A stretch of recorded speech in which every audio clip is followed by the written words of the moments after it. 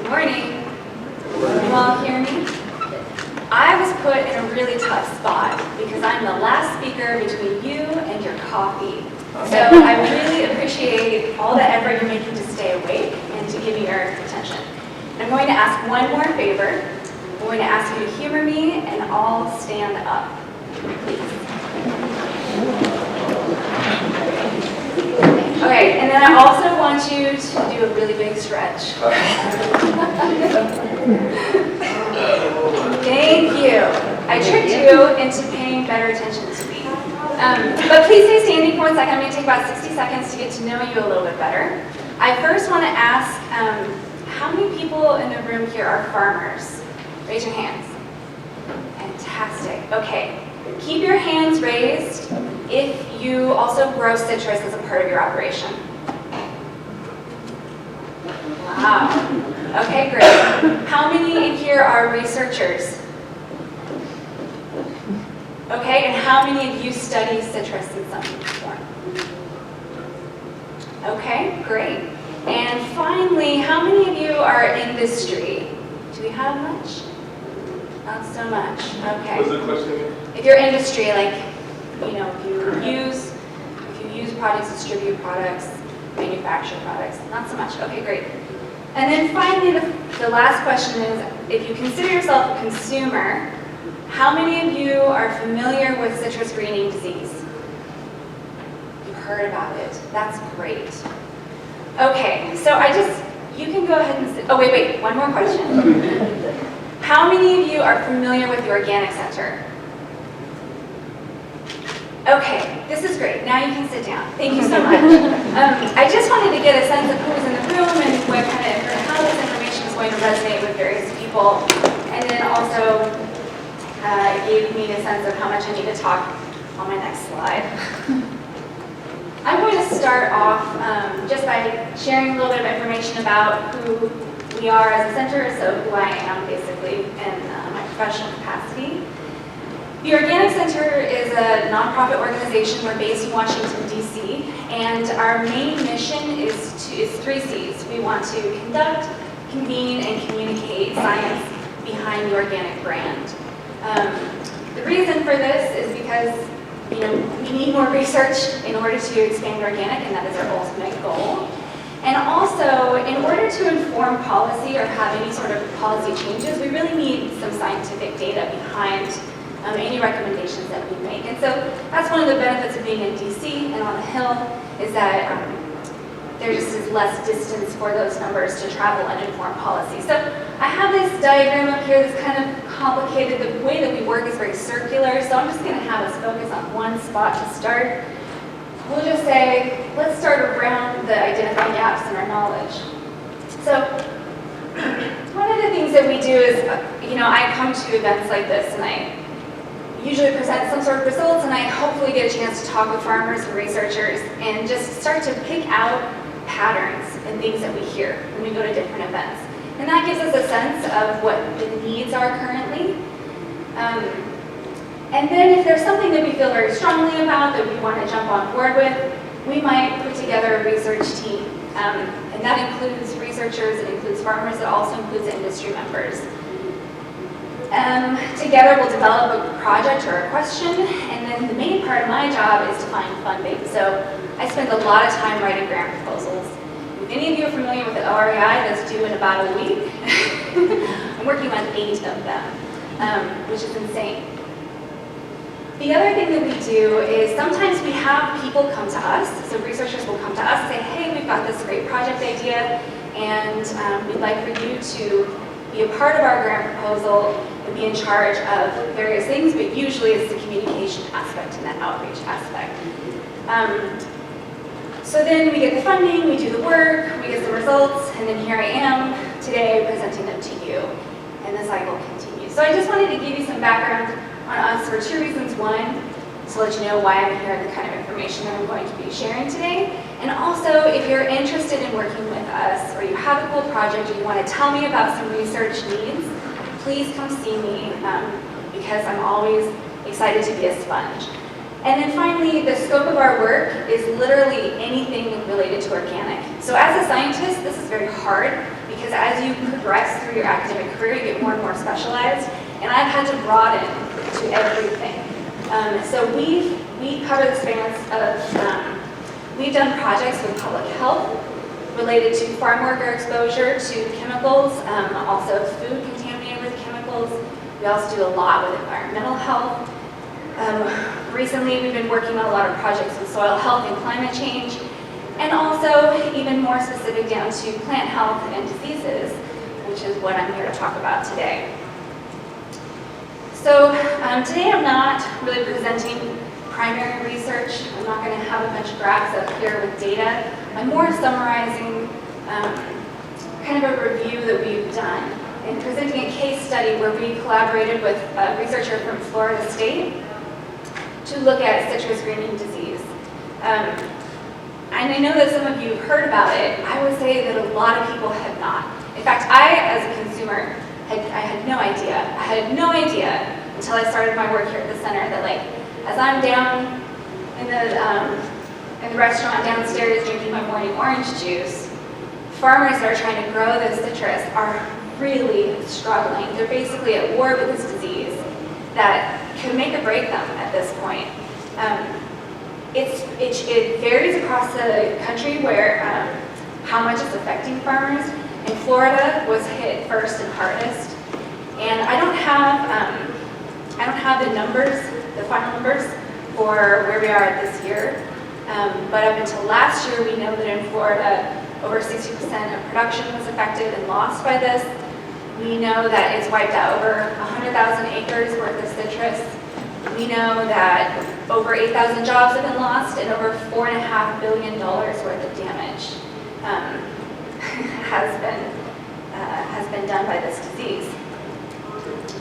Just going to make sure. So the thing is that because the risk is so high for so much devastation, this is the most studied plant disease to date. Hundreds of millions of dollars have been poured into research on this topic, and almost every publication that has come out as a result of that research has a phrase that says, basically, and there is no cure. Everybody is still up in arms, what are we going to do about this? Meanwhile, we're just sitting back and watching it spread. So it's very disconcerting. The other thing is that most of that research that's being conducted has been done on conventional citrus farms. So a lot of the recommendations that come out of it to help manage it in some way are not going to help organic farmers because they're not compliant.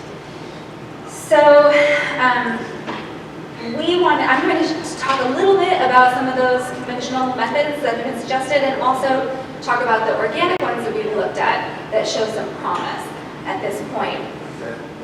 But first, it's important to remember that there are three components to this disease. There is the bacterium itself, the bacterial disease. There is an insect host that transmits that disease. And then there is the plant host that when it's sick, it causes economic losses for the farmer. And each of those plays its own role in this, and each of them needs to be managed. And so I'm going to go through those, but first I'll start with the introduction to the Asian citrus psyllid. So this is the psyllid here. It is the vector of, I'm saying this once only, and I'm reading it, Candidatus Viveribacter asiaticus, which is also known as class, which is what I'm going to say from now on, because that is ridiculous to try to say each time. So class is the bacterial pathogen that is associated with citrus greening disease. It passes from the psyllid egg through all 5 of its instars into the adult psyllid. The psyllid life cycle takes from 15 to 45 days, and an adult female can lay up to 800 eggs in her lifetime.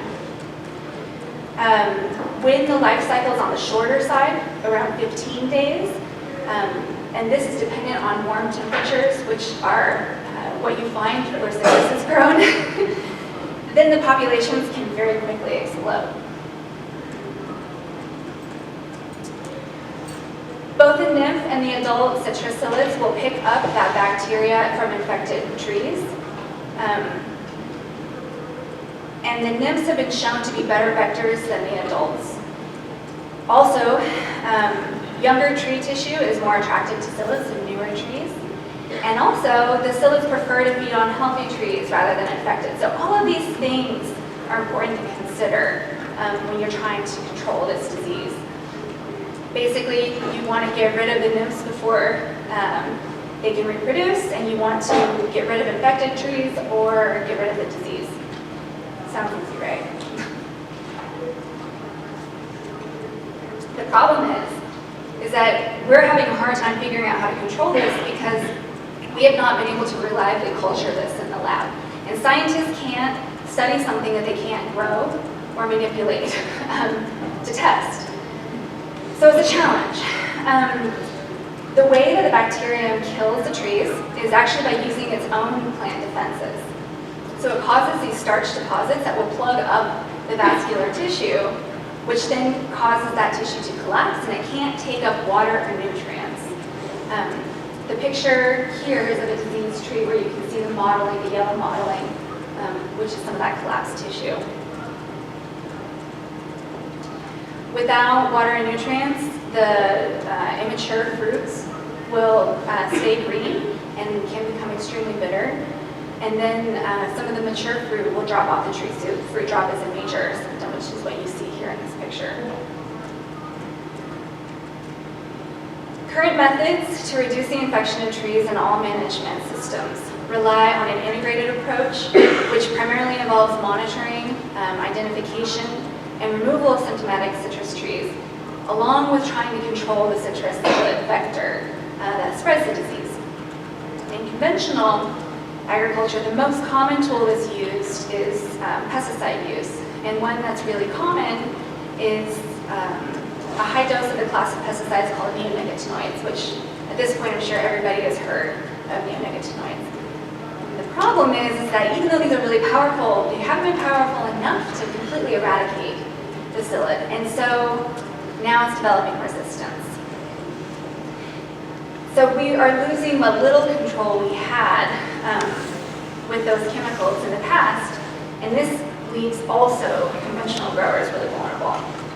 And then unfortunately, as I'm sure many of you know, an unintended side effect, especially with using neonicotinoids, is that we can get large-scale weed die-offs and reduce populations of other beneficial insects.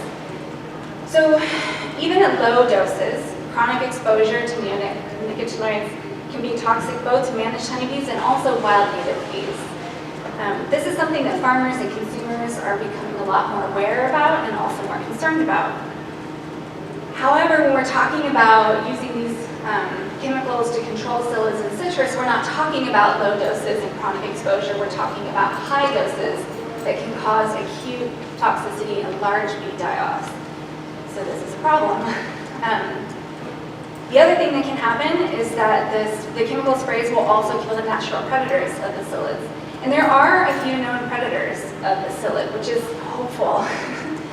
and they include this parasitoid wasp that you see here. So she will lay her eggs inside of the psyllid, and then like a zombie, it will hatch and kill the psyllid. Thanks.